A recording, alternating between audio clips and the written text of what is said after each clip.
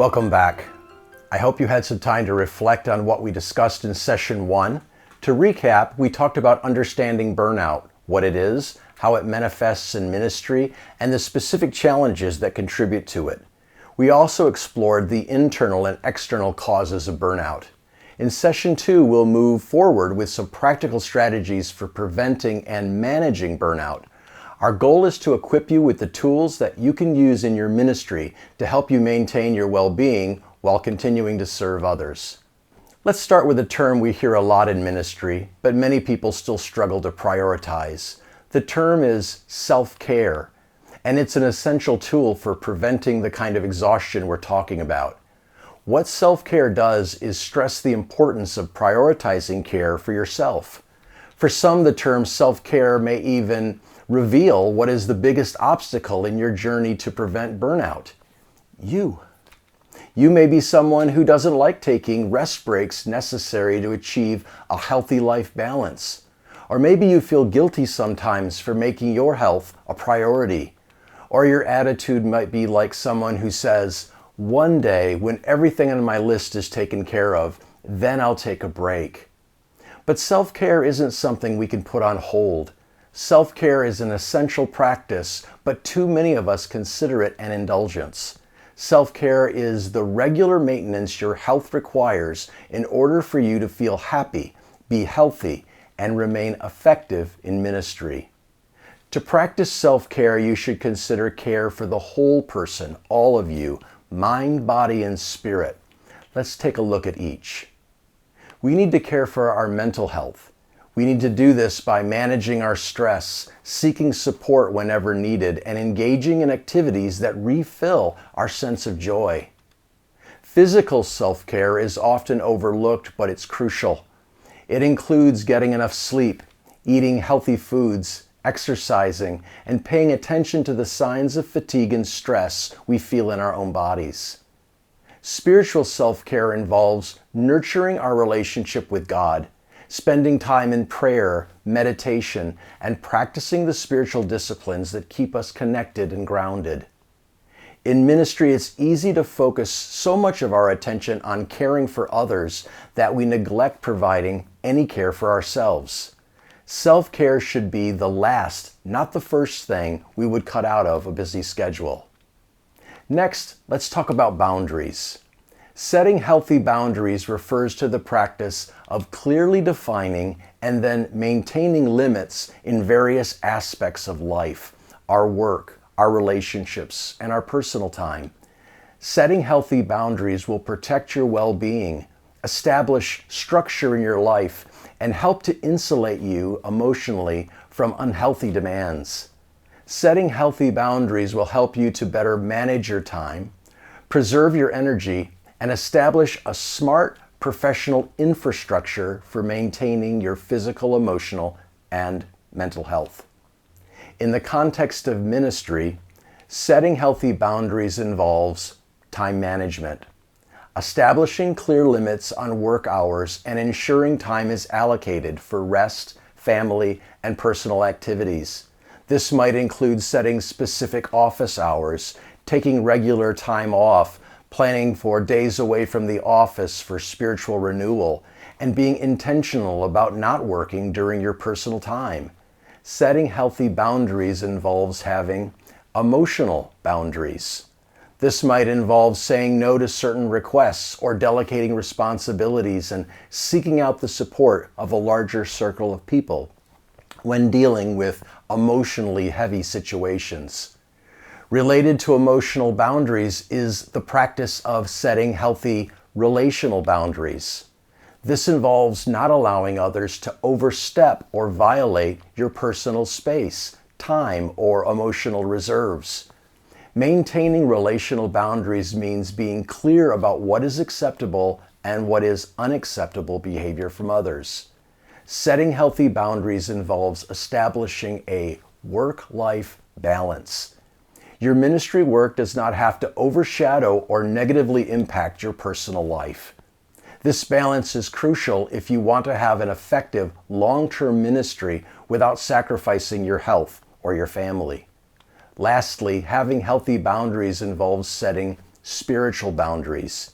You can protect your spiritual life by setting aside time for personal spiritual practices like prayer, meditation, and study, separate from your ministry duties. This ensures that your spiritual life will remain a source of strength and not just become another task to be completed. Setting healthy boundaries is not about being selfish.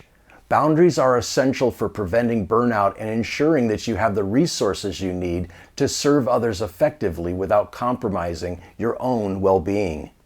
Let's talk about how to set healthy boundaries.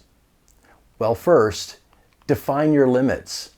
Determine how much time you can realistically dedicate to ministry without neglecting other areas of your life. Learn the skill of saying no. This might sound challenging at first, but it's essential. In ministry, where the needs are endless, learning the skill of saying no can be liberating, both to your health and to your ministry. Saying no allows you to focus on the most important tasks and prevents you from being overwhelmed. Once you've defined your limits and learned to say no, then you need to communicate clearly. Let your congregation and colleagues know your boundaries. Be clear about when you're available and when you're not. These boundaries help protect your well-being and ensure that you can continue to serve effectively without burning out. Another key skill for preventing ministry burnout is time management. With so many demands on our time, it's easy to feel overwhelmed. But with effective time management, you can reduce stress and increase your productivity. The first step is to prioritize tasks. Start by identifying the most important tasks and focus on those first. Use tools like to-do lists, calendars, or task management apps to keep track of what needs to be done. There is an abundance of resources in our digital age for prioritizing the tasks you choose to work on. Another time management skill is to schedule breaks. Make sure to schedule regular breaks throughout your day. These breaks help to recharge and maintain your energy levels. Breaks give structure to your day. They can motivate you. They can recharge your energy. Finally, remember to always set realistic goals. Don't overcommit. Set achievable goals for each day and be realistic about what you can accomplish in the time you have. Effective time management helps you maintain control over your schedule, reducing your risk of burnout by completing tasks rather than allowing things to pile up and become unmanageable. We've talked about the importance of time management. Now let's talk about the importance of delegation.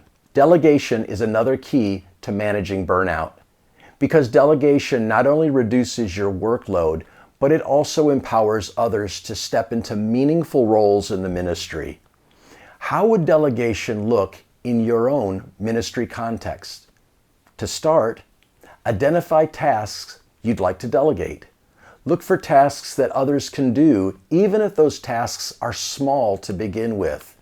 This might include administrative work or organizing events or leading small groups. Delegating some of the tasks you're responsible for will empower and equip others.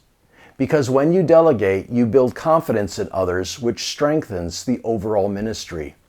You want to make sure the person you're delegating to has the resources and support they need to succeed. And then, trust your team. Trust is crucial. Once you delegate, you have to step back and allow the person to take ownership of the task. This not only lightens your load, preventing burnout, but fosters a sense of community and shared responsibility. Delegation ensures that the ministry doesn't rest solely on your shoulders, because that's not healthy. Delegation develops leaders within your congregation, a vital necessity for long-term health. Spiritual renewal is at the heart of preventing burnout. Our relationship with God sustains us, and practicing spiritual disciplines help keep that relationship vibrant. Let's look at just a few. Regular intentional prayer keeps us connected to God, providing guidance, comfort, and strength. Taking time to meditate on Scripture or simply sit in God's presence helps calm our minds and refocus our priorities. Observing a Sabbath, a day of rest dedicated to God, is vital. It's a time to step back from our work, worship, and renew our spirits.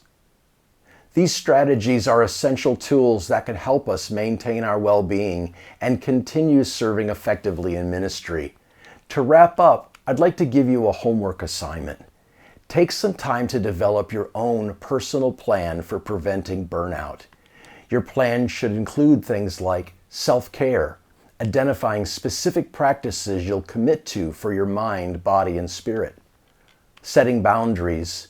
Determine where you need to set boundaries or reinforce the boundaries already in place. Spiritual practices. Outline the spiritual disciplines you will incorporate into your daily or weekly routine. Your plan doesn't have to be perfect, but it should be intentional. This is your opportunity to take what we've discussed and apply it in a way that fits your unique situation. I hope you leave this session feeling equipped and encouraged to take care of yourself as you continue your important work in ministry. Remember, burnout is preventable, and you have the power to make choices that protect your well-being.